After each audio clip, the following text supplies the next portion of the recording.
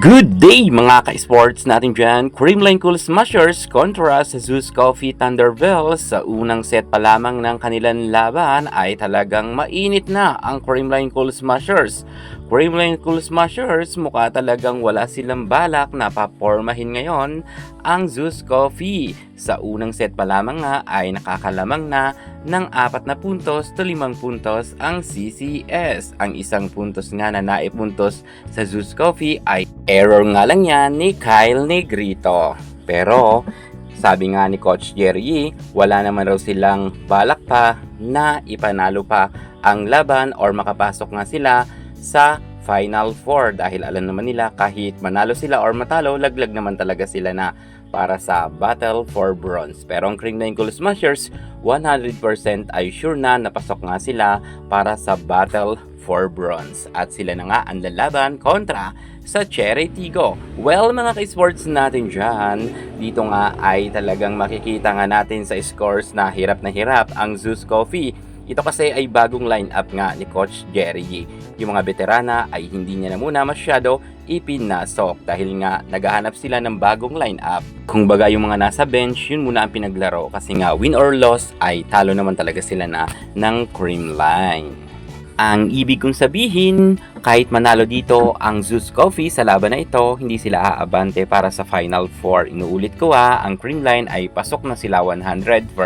Pero kita naman natin na talagang tinitraining na nga ni Coach Jerry ang kanyang mga nasa bench. At eto nga kitang-kita naman na talagang palawan rin ang mga bench player ng Zeus Coffee kung saan nga nadidikitan nila ng scores ang Creamline. At minsan nga nakakaangat pa sila ng 1 punto. Pero syempre, CCS ang kanilang kalaban. Talagang ang showdown dito ay magaganap ng matindihan at hindi papayag ang CCS na matatalo sila. Syempre, naghahabol rin ng mga special award ang Creamline kung kaya tatrabahuhin talaga nila na maipanalo nga ang laban ngayong gabi. At kita naman natin na pukpukan talaga to the max.